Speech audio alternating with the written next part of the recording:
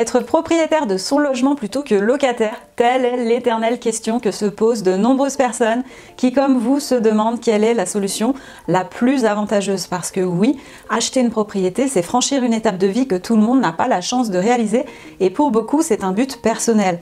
Mais est-ce vraiment une bonne idée pour vous? Eh bien, c'est le thème que j'ai décidé d'aborder tout de suite sur My 2 Cents, la chaîne qui améliore votre avenir financier.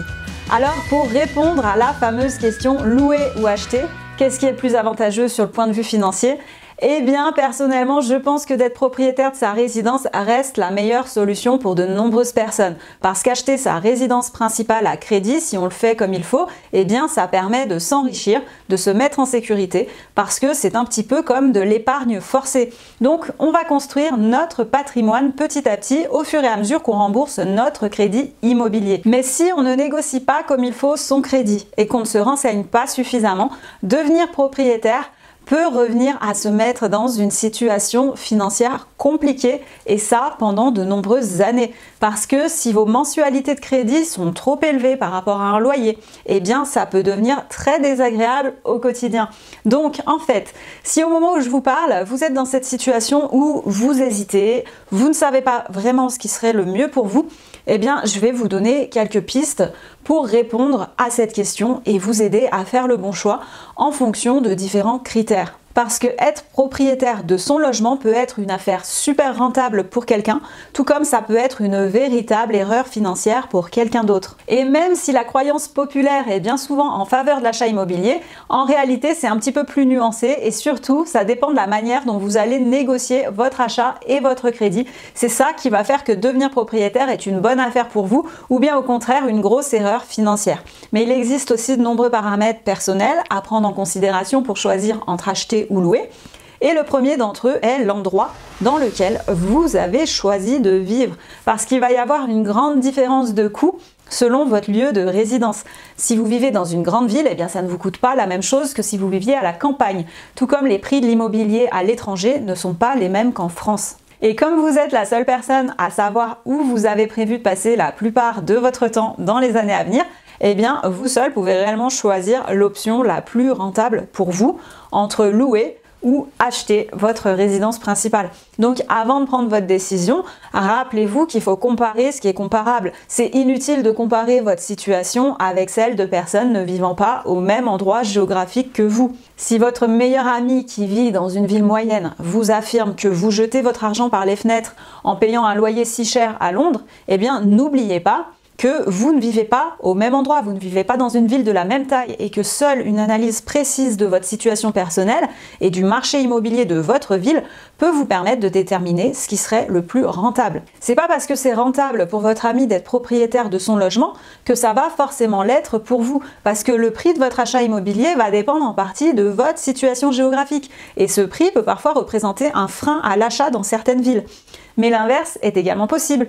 Et il se peut que, comme moi, vous viviez à l'heure actuelle dans une ville où les loyers sont beaucoup plus élevés que les mensualités de remboursement d'un crédit immobilier pour l'achat d'un logement équivalent.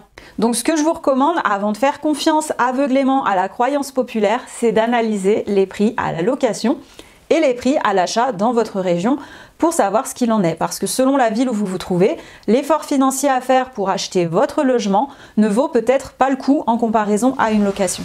Alors il existe un autre paramètre qui va aussi entrer en compte pour savoir s'il vaut mieux louer ou acheter votre résidence principale et il s'agit de votre situation personnelle. Parce que forcément, si vous vivez seul ou en couple avec des enfants, vous n'allez pas avoir besoin du même type de logement et les différences de prix entre ces types de biens sont à prendre en considération. Vivre dans un immeuble, ça ne coûte pas la même chose que de vivre dans une maison.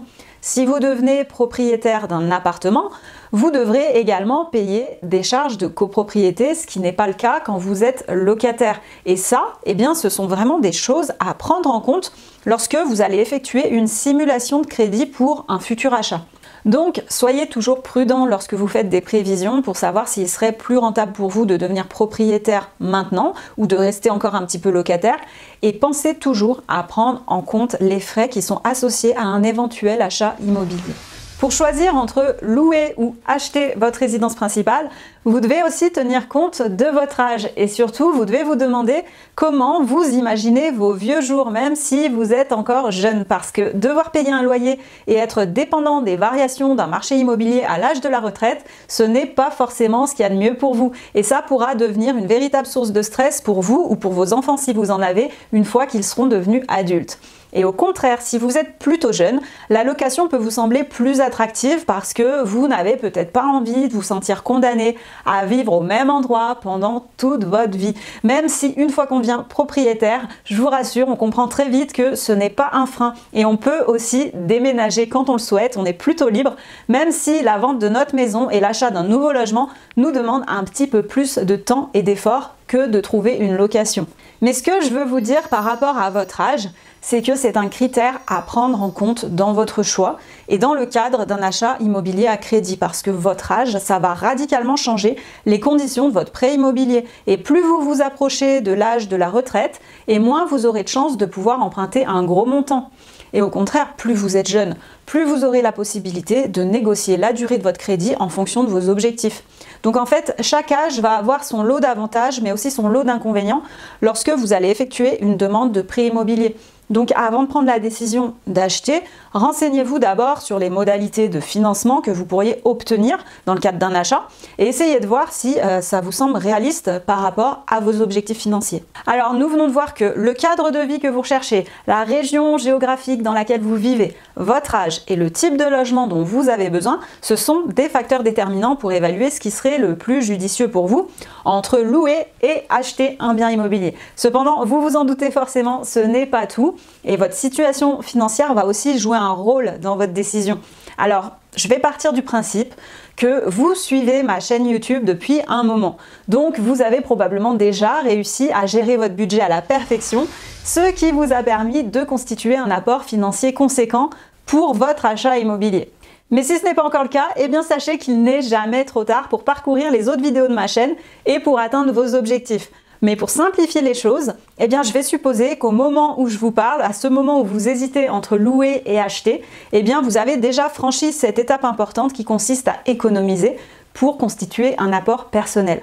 Une fois que vous avez pris cette habitude d'épargner et que vous avez réussi à mettre de côté un montant intéressant, eh bien, vous allez voir que ce n'est pas fini et vous allez peut-être hésiter encore et vous poser même la question suivante.